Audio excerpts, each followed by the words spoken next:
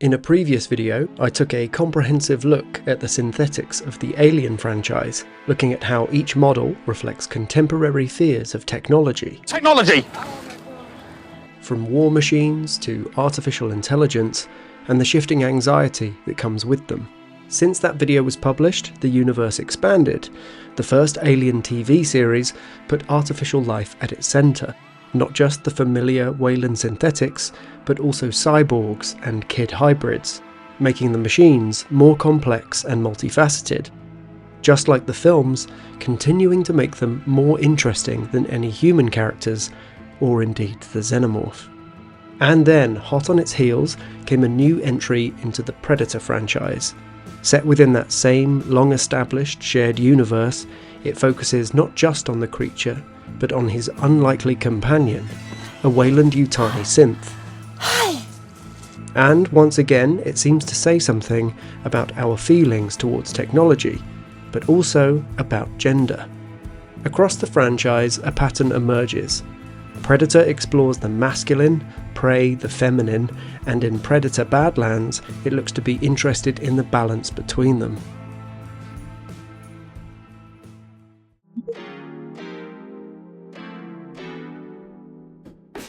Like James Cameron's Aliens, Predator emerged in the 1980s as a symbolic retelling of the Vietnam War, a powerful American military unit overpowered by a master of the environment, especially good at camouflage. There's something in those trees.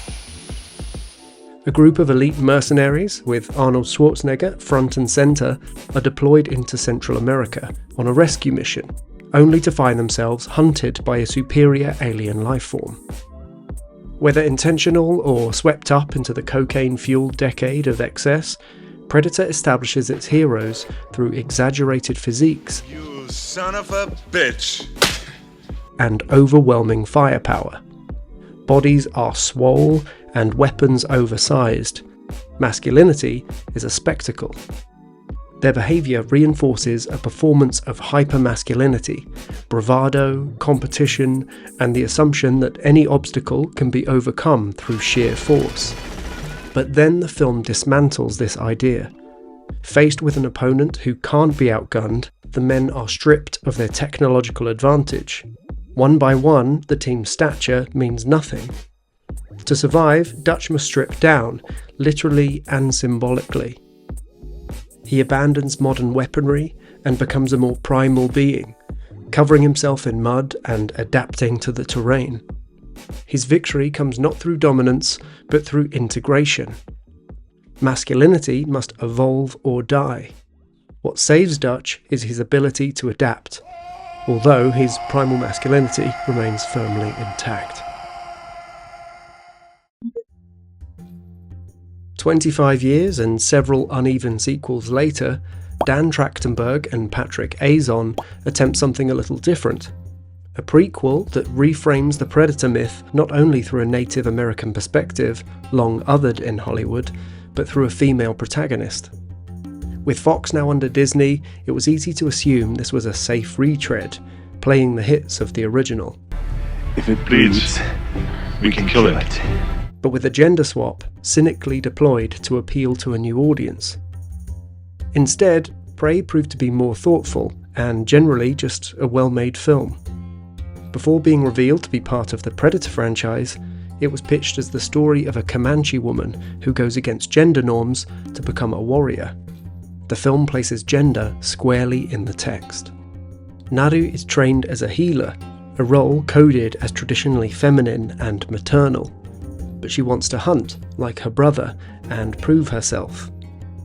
She may be ridiculed and dismissed by the others. We won't be gone long enough to need a cook. But Naru does not succeed by abandoning the feminine. She integrates it. Like Dutch covering himself in mud, she uses medicinal flowers to mask her body heat, weaponizing the underestimation of her abilities. You think that I'm not a hunter like you?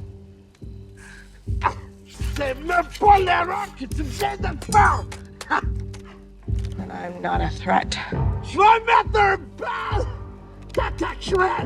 That is what makes me dangerous. She adapts, surviving through synthesis, becoming hunter and healer. In this way, it proves to be a perfect mirror of the original film. Even the Predator itself reflects this shift in a small way.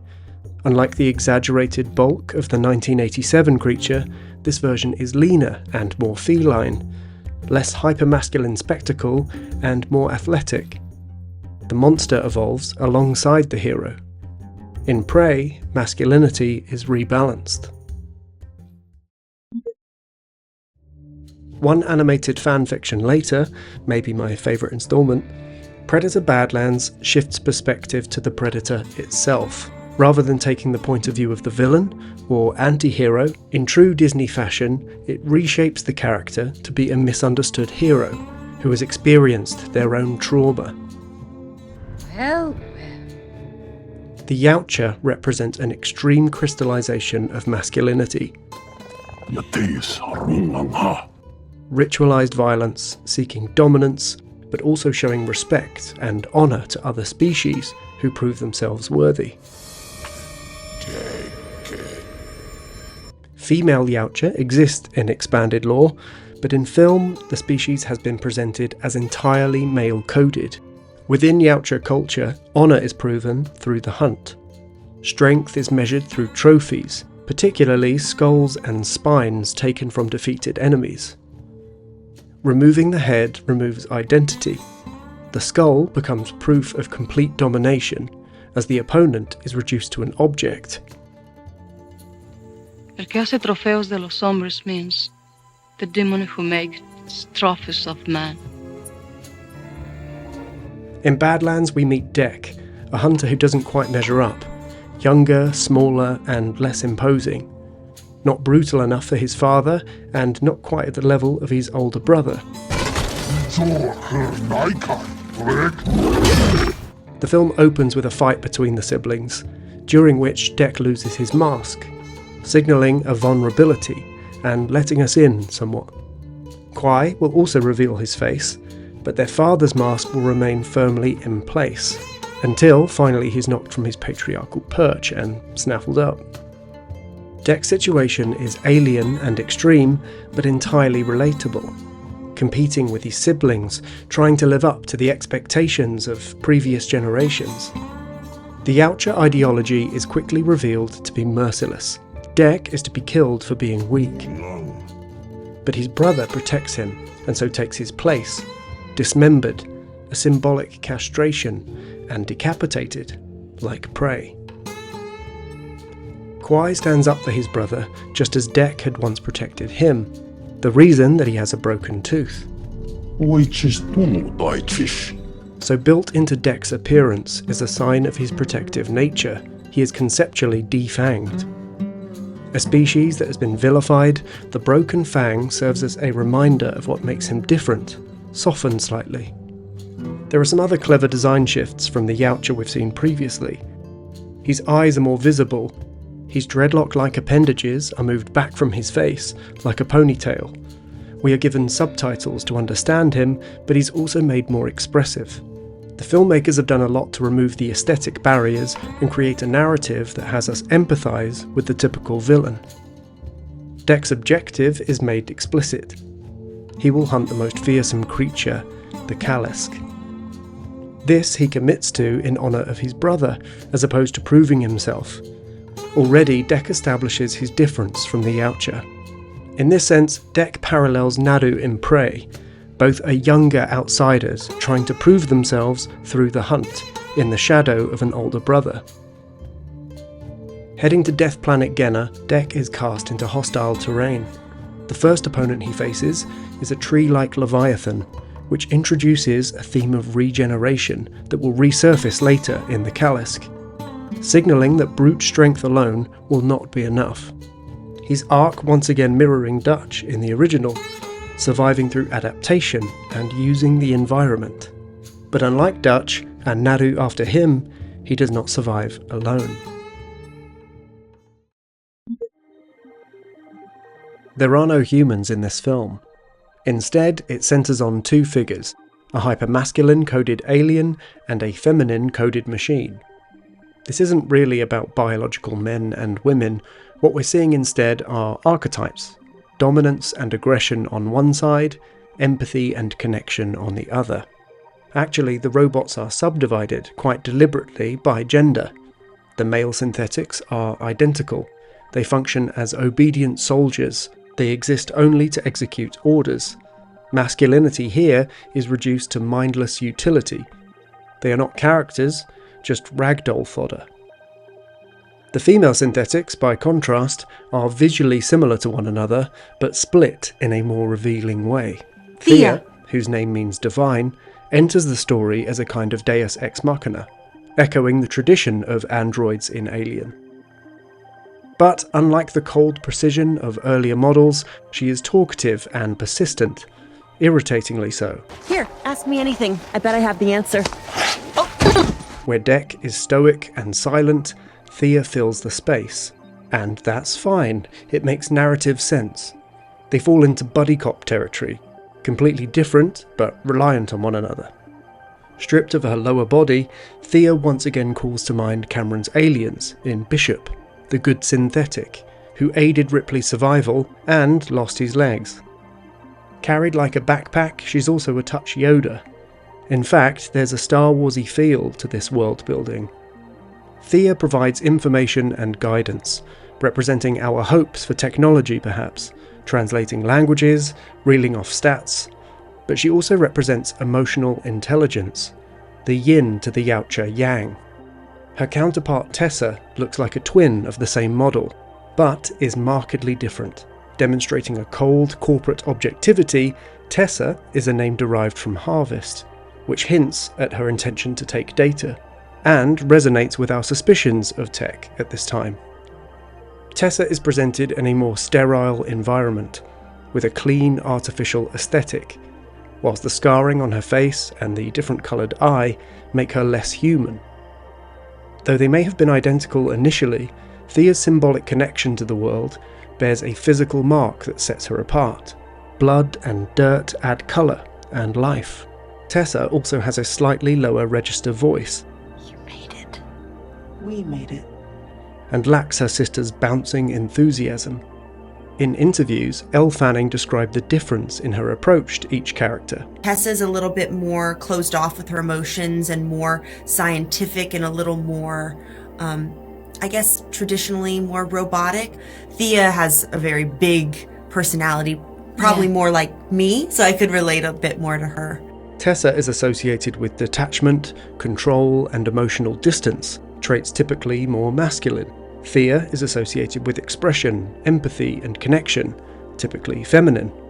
And so between the two female-presenting synths, we see a divide of aggression versus empathy, dominance versus cooperation. Whilst Tessa is written off as the big bad, corporate and soulless, the gender archetypes of Dek and Thea come together more harmoniously, showing us how success can be derived from balance. And so, we're able to see the benefit of Dek's heroic masculinity.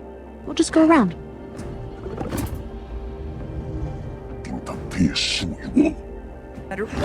Initially, he interprets Thea's sensitivity as weakness, reflecting his hyper-masculine point of view. We have a higher sensitivity than the others. But the real threat that emerges is Tessa, who reveals the more ominous nature of their sensitivity. Do you know why Mother gave us feelings? So we could understand the creatures on this planet and Exploit them. Tessa's worldview mirrors that of Dek's father. Both believe the weak should be cold or exploited. The Yautja hunt for trophies, the corporation hunts for data, but the philosophy is the same.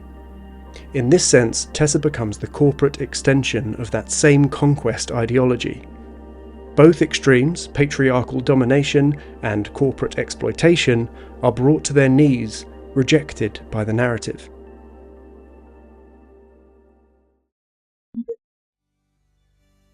The dynamic between Dek and Thea produces a fascinating inversion of a familiar science fiction trope, whereby artificial beings strive to become more human. In Badlands, it's the opposite. Technology becomes the means through which a supposedly monstrous alien learns empathy and connection. Thea teaches Dek to move beyond the rigid ideology of his culture. The machine becomes a moral guide. in a sense reflecting our more hopeful attitudes towards technology at this time. The film quietly reinforces this shift through imagery surrounding kinship. Dec first backslides on his solitary ideals when slyly convinced by Thea that she is an exception. And then this becomes more exaggerated through the character of Bud, another Star Warsy affectation that looks to be providing a lot of cutesy comedy, but also draws on Dec's sense of honour and protection.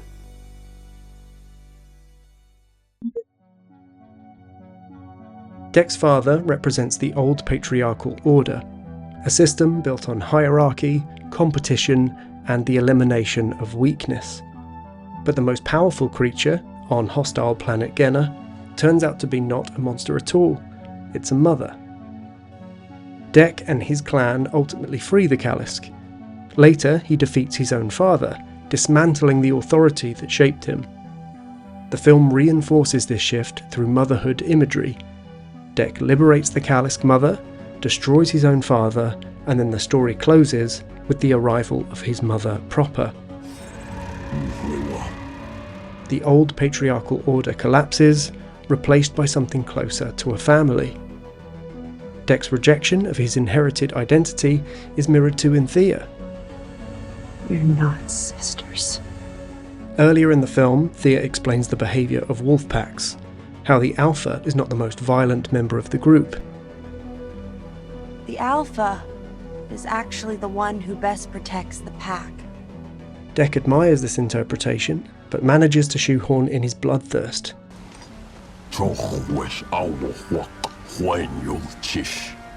By the end of the film, however, his actions follow the wolf model. He protects Bud and frees the Kalisk. The trophy that he returns home with is a symbol of domination. Badlands doesn't erase Dec's hypermasculinity, it balances and redirects it. Across these three films, the pattern becomes clear. In Predator, brute masculinity must adapt. In Prey, survival depends on integrating the feminine. And in Badlands, domination itself is no longer enough. The ultimate predator is not the one who kills the most, but the one who protects the pack.